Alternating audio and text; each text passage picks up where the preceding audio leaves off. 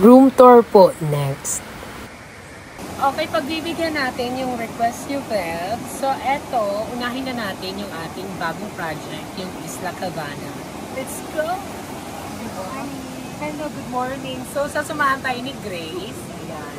So, this is our Isla Cabana, a full-glass cabin. Good for two siya, guys. May low-type bed sa taas, and dito may sala sa ibaba. At facing din siya sa Cold Spring. So, si Grace ang nag-beddings nito. Hi guys! Meron itong Google Mini, sofa bed, basta ng libro, perfect. May center table, beanbag, electric fan dito sa baba. Ngunit na ng aircon guys, sobrang lamig ng place. At ito, marami pa tayong ipapakita. Tapos meron tayong coffee table at may electric fan din sa taas. Tapos full, ano siya, curtains na dito.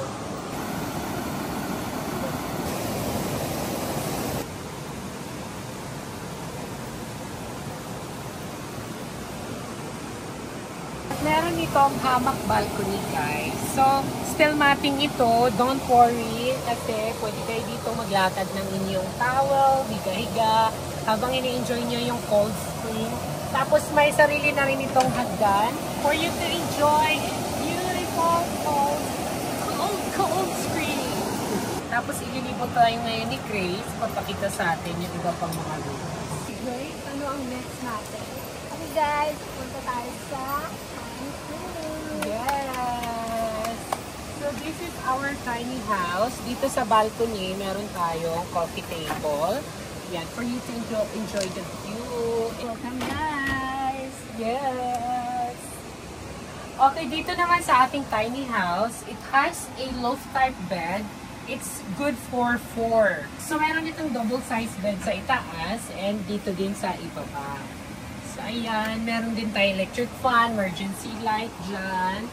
And dito sa likod naman, meron itong duyan. Facing din ito guys sa Cold Spring. At meron din kayo sariling babaan or hagdan. O diba? Habang magmumuni-muni kayo dito, magbabasa ng libro, enjoy your coffee.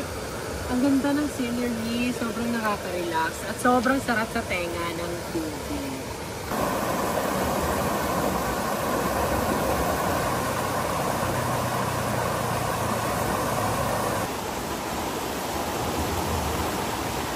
Ang kagandahan sa bawat room ay meron mga dining table and malapit sa mga grilling area dito lang sa front. Tapos walking distance. A few steps away lang lahat ng mga comfort room. So ngayon naman ipapakita sa atin ni Grace yung Kipahat tree.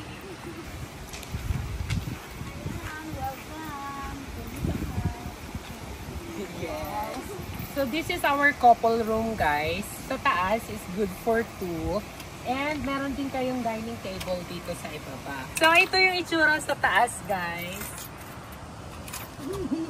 This is a good for 2 packs only. So, it has a double-sized bed and overlooking din sa Cold Spring. Sobrang nakaka-relax. It has a electric fan, meron ding lamp. Kung sa likod ng Kipahat is overlooking sa spring, dito naman sa front is overlooking sa campground area, a wide open grass garden. At meron din ditong duyan sa Kipahat for you to enjoy and relax. La la la, tulog na! Ito sa baba guys, meron itong dining table. Bongga. Overlooking sa Cold Spring. Okay guys, punta tayo sa veranda. Yes, cabin with veranda. So guys, pinakita ko na ito sa previous vlog ko. A full tour dito sa ating campsite farm. So, i-search nyo lang dyan sa ating vlog. Welcome guys sa veranda.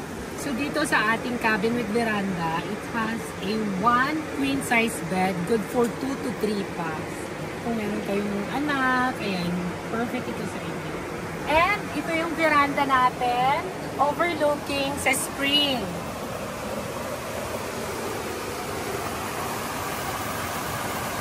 Grabe guys, sobrang nakaka-relax. Waking up in the morning, tapos ito yung view mo. Grabe, sobrang nakaka-relax yung tunog ng tubig, yung mga singing ng mga birds. Sobrang nakaka-relax yun guys. Overlooking din dito sa ating wide open grass campground.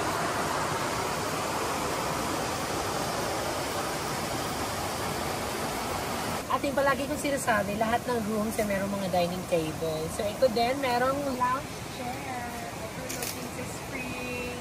Napakita ko na sa previous vlog ko, merong mga grilling area malapit sa mga rooms at mga CR.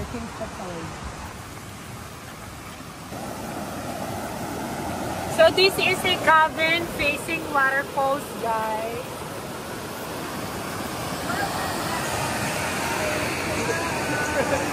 So dito sa cabin facing waterfalls, meron tayong sala dito sa front at meron ding dining table. Ayan. Parang ano lang, konduktor ah. So dito naman sa cabin guys, sobrang ganda kasi open lang siya na may screen and meron tayong round mirror or mirrorized na glass.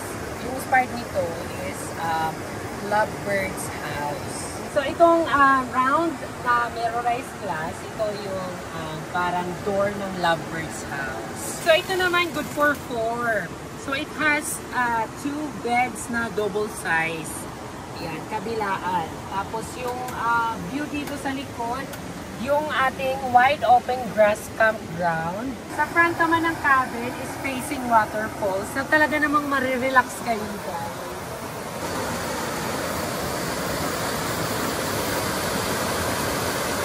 Sana nagustuhan niyo yung aking room tour bang tawag doon. So, alam ko marami mag-inquire sa inyo. Pwede kayo mag-message sa aming page. Search nyo lang The Island Nature Spring. Hindi ko na pinakita yung iba pang mga rooms kasi kung ano yung interior ng isang room, ganun din yung itsura ng kabilang room. So we have a total of 10 staycation rooms for you guys to enjoy and relax for your camping experience. A total of 30 packs. Can accommodate 30 packs yung aming 10 rooms. You will experience a very relaxing camping kasi alam ko most of the time busy kayo sa work, busy tayo lagi sa pag-grind. Kailangan natin ma-detach for a while sa city life and from our busy schedules and busy works. And dito talagang marerelax kayo kasi wala kaming video okay. And I encourage everyone to cut noise every 10 p.m.